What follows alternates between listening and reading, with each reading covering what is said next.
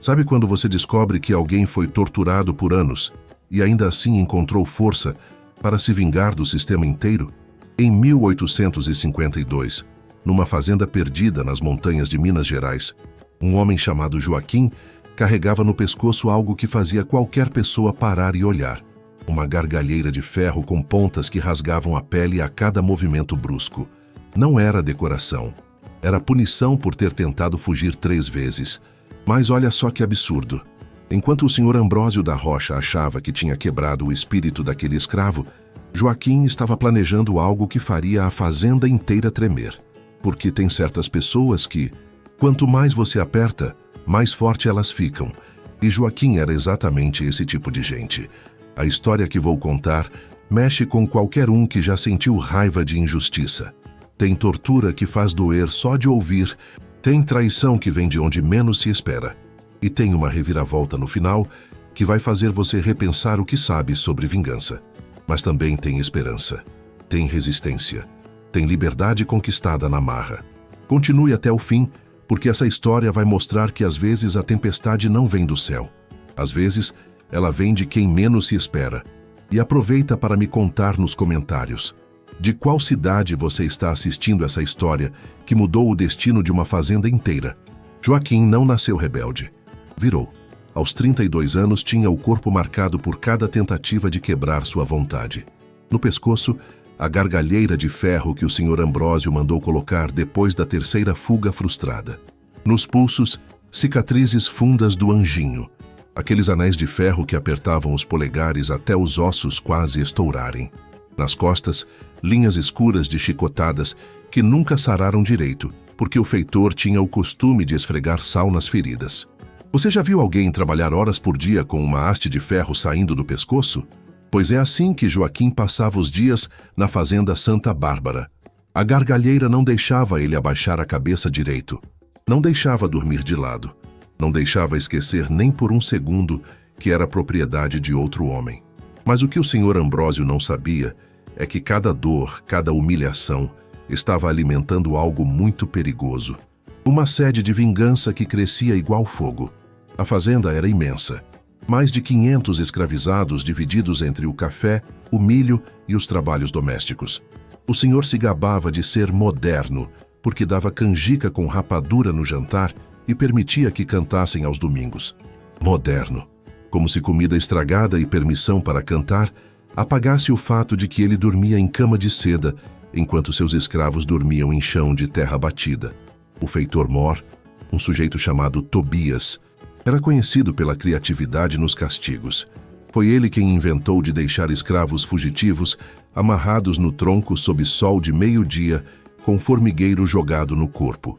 Foi ele quem começou a usar a máscara de ferro, aquela mordaça de metal que tampava a boca, em qualquer um que reclamasse da comida. Alguns ficavam 3 dias sem conseguir engolir nem água. Joaquim tinha chegado à fazenda 5 anos antes, comprado em leilão na cidade de São João del Rei, depois que sua antiga família proprietária foi à falência. Naquele dia, no meio da praça, enquanto homens brancos apalpavam seus músculos como se fosse gado, ele jurou para si mesmo que aquilo não duraria para sempre. Foi a primeira promessa. As outras vieram depois. Uma a cada chicotada, uma a cada noite de fome, uma a cada humilhação. No começo tentou fugir sozinho. Primeira vez, foi pego ainda na estrada principal pelos cães do capitão do mato. Levou 50 chibatadas e ganhou a primeira marca na orelha.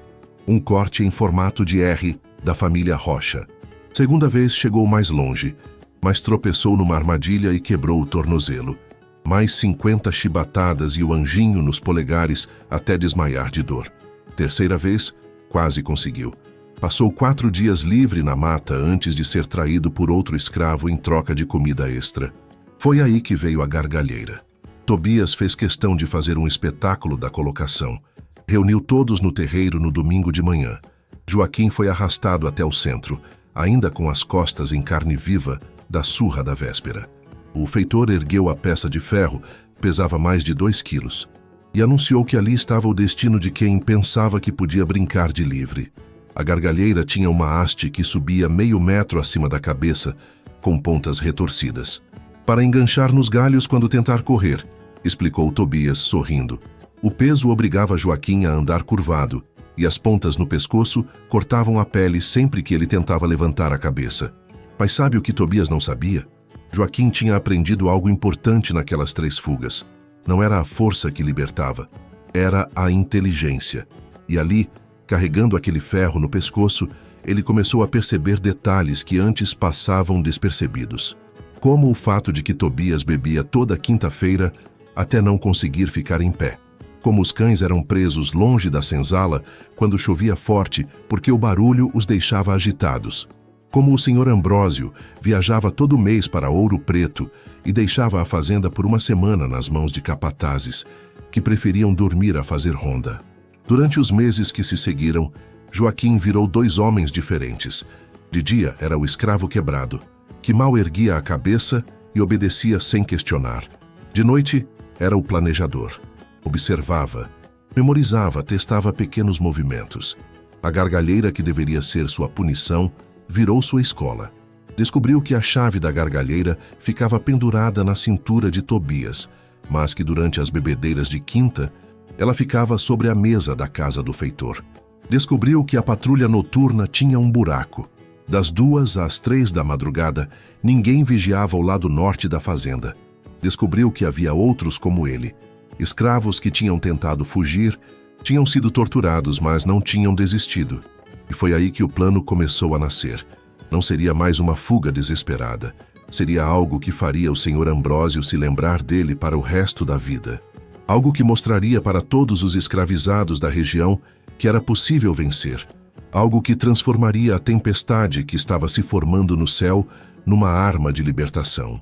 Porque quando você tortura um homem pensando que vai quebrar ele, às vezes o que acontece é o contrário. Você ensina ele a ser mais forte que você imagina. Quinta-feira era o dia que Tobias bebia. Todo mundo na fazenda sabia, mas ninguém falava. O feitor Mor começava cedinho com cachaça na comida e terminava a noite caído na própria mesa, babando em cima dos papéis de controle da fazenda. Era nessas noites que coisas estranhas aconteciam, e Joaquim tinha começado a reparar em cada detalhe. A primeira descoberta veio por acaso. Durante uma dessas quintas-feiras, ele precisou ir até a casa do feitor para entregar uma ferramenta. A porta estava entreaberta, e lá dentro estava Tobias, completamente bêbado, com a chave da gargalheira em cima da mesa. Joaquim ficou parado por alguns segundos, sentindo o coração bater descompassado. Não era só a chave que estava ali, era a possibilidade da liberdade a poucos metros de distância. Mas não agiu. Ainda não. Sabia que uma ação precipitada poderia estragar tudo. Em vez disso, começou a estudar o padrão. Nas quintas seguintes, sempre arranjava um motivo para passar pela casa do feitor. A chave sempre estava no mesmo lugar. Tobias sempre desmaiava na mesma hora. E sempre havia aquele silêncio que tomava conta da fazenda, como se até os cães respeitassem o homem. Foi numa dessas observações que Joaquim percebeu algo que mudaria tudo. Não era só ele que estava observando. Do outro lado da janela, mal visível na escuridão, estava Vicente, um jovem de 20 anos que carregava sacas de café e tinha perdido 2 dedos da mão esquerda por tentar roubar comida. Os olhares se cruzaram por um segundo. Vicente fez um sinal quase imperceptível com a cabeça e desapareceu na escuridão. A partir dali, começou uma comunicação silenciosa. Joaquim e Vicente desenvolveram um código de gestos e olhares que permitia trocar informações sem despertar suspeitas. Vicente tinha informações preciosas. Sabia que Ana, uma mulher de 40 anos que trabalhava na horta, guardava facas de cozinha debaixo do jiral onde dormia. Sabia também que 3 outros escravizados, Benedito, Chico e Rosa, tinham tentado formar um grupo de fuga no ano anterior, mas desistiram na última hora por medo. O plano começou a ganhar forma. Não seria apenas tirar a gargalheira e sair correndo. Seria algo maior, mais elaborado. Joaquim tinha percebido que o Sr. Ambrósio guardava na casa grande uma quantia considerável em moedas de ouro, produto da venda do último carregamento de café. O dinheiro ficava num cofre pequeno, escondido atrás de uma pintura no escritório.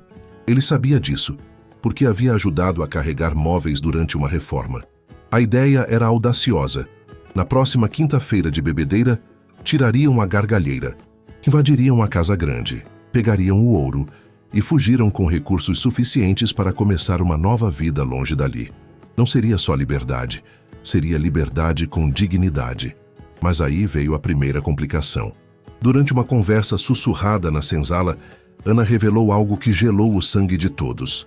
Benedito, um dos escravos que eles pensavam em incluir no grupo, tinha sido visto conversando com o novo capataz, um sujeito que havia chegado há poucas semanas. Conversas longas, em particular. Conversas que não faziam sentido entre um escravizado e um homem livre. Vicente foi investigar.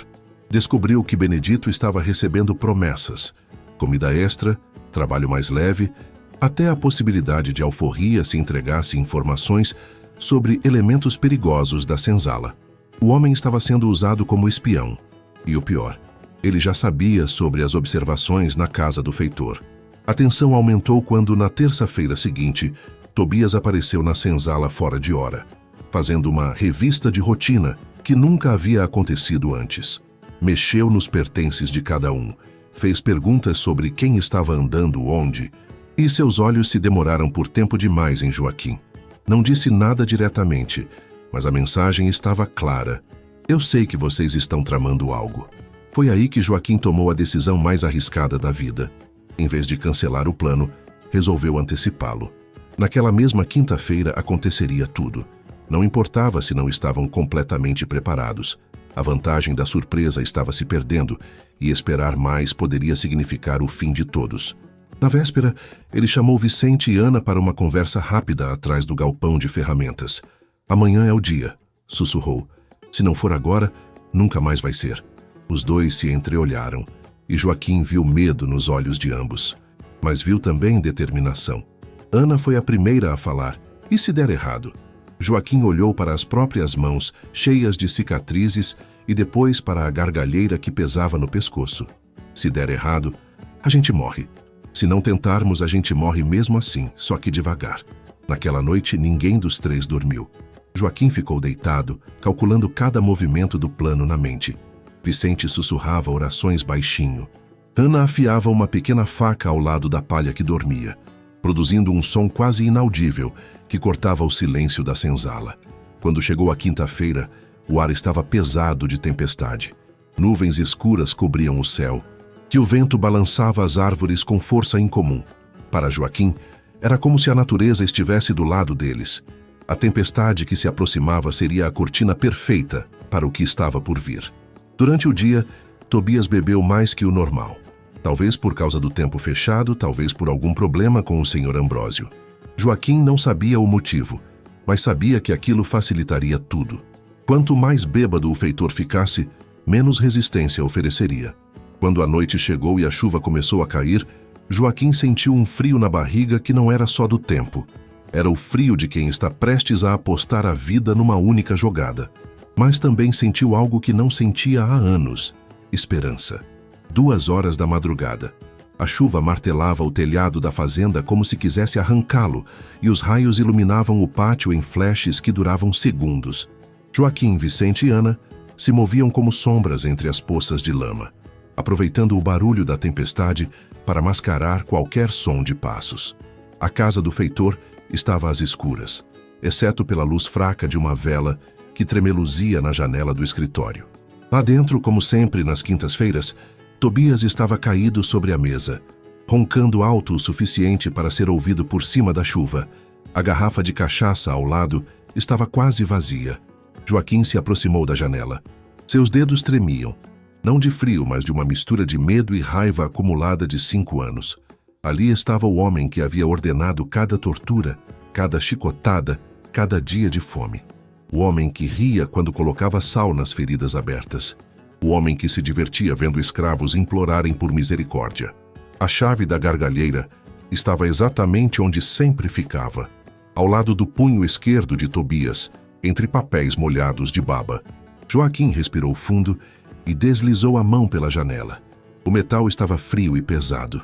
Quando seus dedos se fecharam ao redor da chave, sentiu como se estivesse segurando a própria alma de volta. Mas aí aconteceu algo que fez o sangue gelar nas veias. Tobias mexeu no sono e murmurou algo. Joaquim ficou paralisado, com a mão ainda dentro da casa, a centímetros do rosto do feitor. Segundos que pareceram horas se passaram antes que o homem voltasse a roncar profundamente. De volta ao pátio, Joaquim introduziu a chave na fechadura da gargalheira. O clique do metal abrindo foi abafado por um trovão, mas para ele soou como o som mais doce do mundo. Depois de meses carregando aquele peso no pescoço, senti-lo cair no chão foi como ressuscitar, mas não havia tempo para comemorar.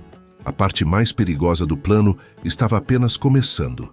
Atravessaram o pátio em direção à casa grande. A construção imponente de 2 andares se erguia na escuridão como um fantasma branco. Joaquim conhecia cada cômodo porque já havia trabalhado na limpeza durante as visitas importantes e durante reformas. Sabia onde rangia cada tábua do assoalho e onde ficava cada móvel. A entrada seria pela cozinha, nos fundos.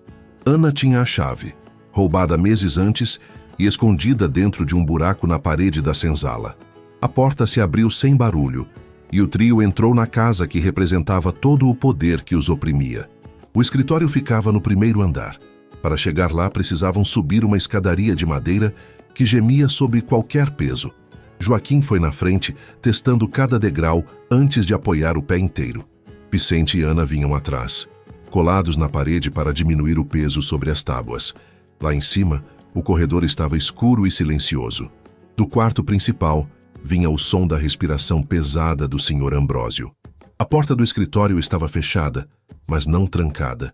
Joaquim a empurrou devagar e ela se abriu, revelando a sala onde todas as decisões sobre suas vidas eram tomadas.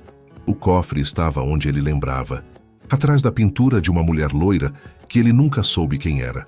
Joaquim afastou o quadro e encontrou a pequena caixa de ferro. Ana se aproximou com a faca e começou a forçar a fechadura. O metal rangeu baixinho, mas não cedeu. Foi Vicente quem teve a ideia. Lembrou que havia visto o Sr. Ambrósio abrir o cofre várias vezes e sempre usava uma chave pequena que ficava no bolso do colete. O colete que, naquela noite, estava pendurado numa cadeira no próprio quarto onde o homem dormia. Joaquim olhou para os companheiros. A decisão estava clara nos olhos dos 3. Tinham chegado longe demais para desistir. Ana ficaria vigiando o corredor. Vicente e Joaquim entrariam no quarto. A porta do quarto principal rangeu levemente quando foi aberta. Lá dentro, o Sr. Ambrósio dormia na cama enorme, coberto por lençóis de linho. Ao lado, a mesa de cabeceira com um castiçal apagado e um copo de água pela metade. E ali, na cadeira, o colete com a chave no bolso.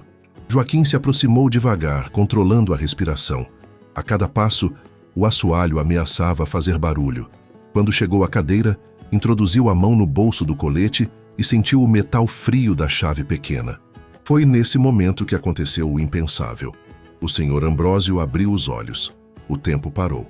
Os 2 homens se olharam por um segundo que durou uma eternidade. O senhor estava confuso, ainda sonolento, tentando entender o que estava vendo. Joaquim sabia que tinha uma fração de segundo para agir antes que o homem gritasse e acordasse a casa inteira. Foi Vicente quem resolveu a situação. Num movimento rápido, colocou a mão sobre a boca do Sr. Ambrósio e sussurrou no ouvido dele: "Fica quieto se quiser continuar vivo." O homem arregalou os olhos, mas não tentou gritar. Ali, naquele quarto, os papéis se inverteram.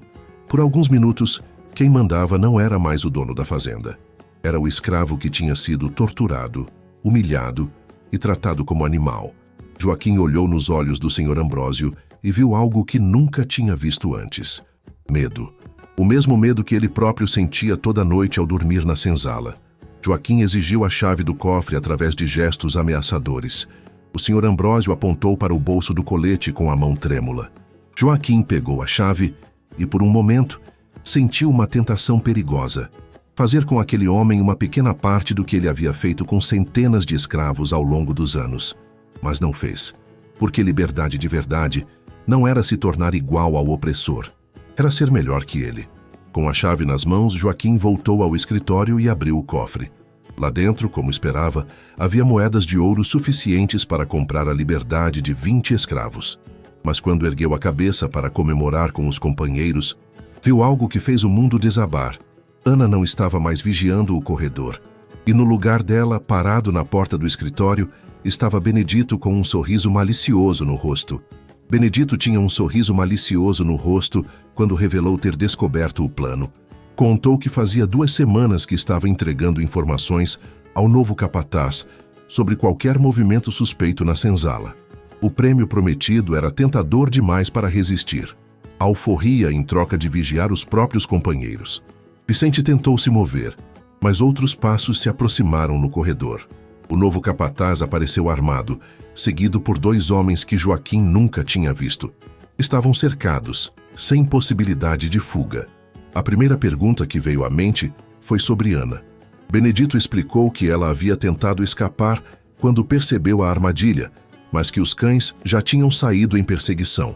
O som distante dos latidos confirmava que a caçada estava acontecendo naquele exato momento. Como se tivesse sido conjurado, o som distante dos cães farejadores cortou a noite. Latidos frenéticos misturados ao barulho da chuva. Joaquim fechou os punhos. Ana estava lá fora, sozinha, sendo caçada como animal selvagem. O novo capataz se aproximou, apontando a espingarda para o peito de Joaquim. Era um homem que havia sido contratado especialmente para lidar com escravos rebeldes, vindo de uma fazenda no interior, onde tinha fama de nunca ter perdido um fugitivo. Seu método era simples: torturar um de forma tão brutal que os outros nunca mais pensassem em tentar. Anunciou que no dia seguinte, toda a fazenda assistiria a uma lição que ninguém esqueceria. Seria um espetáculo de punição que ficaria gravado na memória de todos os escravizados da região. Joaquim e Vicente foram amarrados e arrastados para um galpão pequeno nos fundos da fazenda. Lá dentro, penduradas nas paredes, estavam as ferramentas de tortura que Joaquim só conhecia por ouvir falar. O viramundo, um aparelho de ferro que prendia mãos e pés de forma a causar dor constante. Máscaras de ferro de diferentes tamanhos e correntes com pontas que rasgavam a pele a cada movimento. O capataz explicou que no dia seguinte, todos conheceriam as ferramentas de tortura uma por uma. Seria uma demonstração pública do que acontecia com quem desafiava a ordem. Amarrados no chão frio, Joaquim e Vicente ficaram em silêncio. Do lado de fora, os latidos dos cães continuavam, às vezes mais próximos, às vezes mais distantes. Ana ainda estava sendo caçada na escuridão. As horas se arrastaram como nunca. Joaquim repensava cada erro que os havia levado àquele momento. Confiaram na pessoa errada. Subestimaram a vigilância. Foram ambiciosos demais querendo levar o ouro junto. Cada erro pesava como uma pedra no peito. Quando o sol começou a nascer, os latidos pararam. Um silêncio pesado tomou conta da fazenda, quebrado apenas pelo som da chuva que ainda caía. Joaquim sabia o que aquele silêncio significava. Ou Ana tinha conseguido escapar para muito longe, ou os cães tinham cumprido seu trabalho. A porta do galpão se abriu, e Tobias entrou com o rosto inchado da bebedeira da noite anterior. Estava furioso. Possivelmente pela primeira vez, alguém tinha entrado em sua casa e mexido em suas coisas. O que ele anunciou confirmou o que Joaquim temia. Ana tinha sido capturada e estava esperando para fazer companhia no castigo. Tobias ordenou que se levantassem. Naquele dia, a fazenda inteira aprenderia o que acontecia com quem roubava do patrão. O tronco foi erguido no centro do terreiro ainda na madrugada. 2 metros de madeira fincados na terra, com argolas de ferro nas laterais para prender braços e pernas. Todo mundo na fazenda foi obrigado a assistir. Era assim que funcionava a educação do sistema escravista. Você torturava alguns para ensinar medo a todos os outros. Joaquim foi o primeiro. Amarraram-no de costas para o tronco, braços abertos, enquanto a chuva ainda caía fina sobre o terreiro. O senhor Ambrósio estava parado na varanda da casa grande, observando com satisfação. Tobias segurava o chicote de 5 pontas, aquele que deixava 5 marcas paralelas a cada golpe. O primeiro açoite cortou o ar com um estalo seco. A dor explodiu nas costas de Joaquim, como ferro em brasa, arrancando um pedaço de carne junto. O segundo veio antes que ele conseguisse se recuperar. O terceiro fez o sangue escorrer pelas costas e pingar no chão de terra batida. Foi aí que Joaquim teve uma revelação terrível. Tobias estava jogando sal nas feridas abertas a cada chicotada, para que a dor fosse ainda mais insuportável. No 10º açoite, Vicente foi arrastado e amarrado ao lado de Joaquim. Hannah veio depois, tão machucada pela perseguição dos cães que mal conseguia ficar em pé. Os três estavam ali, sangrando, servindo de exemplo para os escravizados que assistiam em silêncio forçado. Mas aí aconteceu algo que ninguém esperava. Quando Tobias se preparava para continuar a punição, um raio cortou o céu bem em cima da fazenda. O trovão que veio em seguida foi tão forte que fez a terra tremer. E junto com ele, veio a chuva. Não aquela chuvinha fina da madrugada. Um temporal violento que transformou o terreiro numa piscina de lama em questão de minutos. As pessoas começaram a correr para se proteger. O Sr. Ambrósio entrou rapidamente na casa grande. Os feitores se abrigaram onde puderam. Em poucos minutos, o terreiro, que estava cheio de gente, virou um deserto molhado, com apenas os três amarrados aos troncos e 2 vigias que tentavam se proteger da chuva como podiam. Sabe o que mais a tempestade trouxe? Algo que ninguém estava esperando. Uma enchente. O riacho que passava perto da fazenda transbordou em menos de 1 hora, criando uma correnteza que varreu tudo pela frente. A água invadiu o terreiro, chegou às senzalas, alagou os galpões. Era o tipo de enchente que acontecia uma vez a cada década, e tinha escolhido justamente aquele dia para aparecer. Na confusão, 2 coisas importantes aconteceram. Primeiro, os cães de guarda foram levados para longe da fazenda, porque o barulho da enchente os deixava loucos de medo. Segundo, na pressa de salvar café, mantimentos e equipamentos, até mesmo os vigias abandonaram os troncos para ajudar no salvamento. Foi Ana quem percebeu primeiro. As cordas encharcadas tinham afrouxado. Com os dedos gelados e trêmulos, começou a desamarrar a própria mão. Vicente entendeu o sinal e fez o mesmo. Joaquim, com mais dificuldade por causa dos ferimentos nas costas, conseguiu se soltar por último. Libertos dos troncos, os 3 não correram imediatamente. Vicente queria fugir para a mata, mas Joaquim teve uma ideia que parecia loucura: voltar para a casa grande. Com toda a confusão da enchente, ninguém estaria vigiando a entrada principal. Era a oportunidade perfeita para pegar o ouro do cofre e sair dali com recursos para começar uma vida nova, longe de qualquer fazenda. Dentro da casa, encontraram o Sr. Ambrósio no escritório, tentando salvar papéis importantes da umidade que se infiltrava por todos os lados. O homem ficou paralisado ao ver os 3 parados na porta. Ensanguentados, molhados, mas livres, a cena para ele parecia ter saído de um filme de terror. Joaquim se aproximou do cofre que estava aberto sobre a mesa. Dessa vez, não precisaria forçar fechaduras ou procurar chaves. Pegou uma quantia que considerava justa pelos anos de trabalho não pago. Não tudo, apenas o suficiente para recomeçar com dignidade em outro lugar. O Sr. Ambrósio, em estado de choque, apenas observou sem reagir. Antes de sair, Joaquim fez algo simbólico. Tirou do bolso a chave da gargalheira que havia pego na casa do feitor na noite anterior e a deixou sobre a mesa do Sr. Ambrósio. A mensagem era clara. Estava devolvendo o símbolo da escravidão porque não precisava mais dele. A partir daquele momento, seria um homem livre. A tempestade continuou por toda a manhã e os 3 aproveitaram para se misturar ao caos dos estragos. Joaquim orientou o grupo a se separar. Juntos chamariam mais atenção. Ana seguiria pela estrada principal disfarçada de fugitiva comum. Vicente tentaria chegar a uma cidade próxima onde havia parentes distantes. Joaquim tomaria o caminho mais arriscado. Voltaria para as montanhas onde sabia existir um quilombo. Cada um partiu numa direção diferente, carregando parte do ouro e a esperança de que a tempestade havia lavado não apenas os rastros dos pés, mas também o passado de sofrimento que carregavam. Horas depois, quando o tempo acalmou e a situação na fazenda se normalizou, Tobias descobriu os troncos vazios. Organizou uma perseguição imediata, mas era tarde demais. Os cães não conseguiam farejar nada na lama. Os cavalos escorregavam no terreno molhado e não havia marca de pegada que durasse mais que alguns minutos. Os 3 haviam desaparecido como se a tempestade os tivesse engolido. 3 dias depois, um boato começou a circular pelas fazendas da região. Escravos haviam usado uma punição pública e uma enchente para escapar, levando o ouro do próprio senhor. Alguns diziam que era mentira. Outros contavam a história com detalhes cada vez mais impressionantes, mas todos concordavam numa coisa: se fosse verdade, aqueles 3 tinham provado que era possível vencer até mesmo o sistema mais cruel. Meses depois, chegaram notícias espalhadas pelos povoados. Ana havia comprado a própria alforria numa cidade distante e trabalhava como quitandeira livre.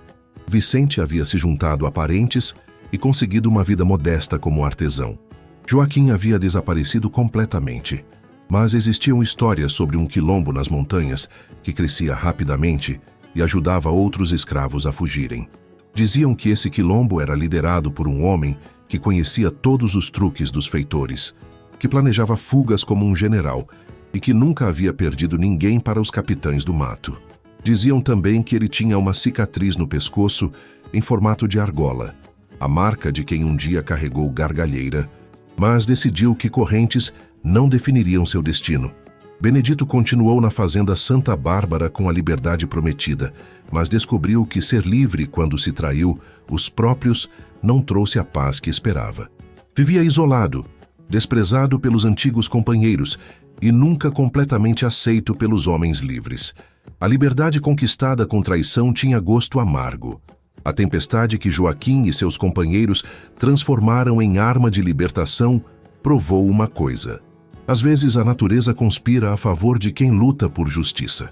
E às vezes, pessoas que todos achavam quebradas são exatamente quem vai quebrar o sistema inteiro. Se você chegou até aqui, sei que está com o coração acelerado, porque essa história mexe com qualquer um que tem sangue nas veias. Foi uma jornada que começou com tortura, passou por traição e terminou com uma das fugas mais inteligentes que já aconteceram no Brasil colonial. O que mais impressiona nessa história não é só a coragem de enfrentar um sistema que parecia impossível de vencer. É a inteligência de transformar cada punição numa lição, cada humilhação numa estratégia.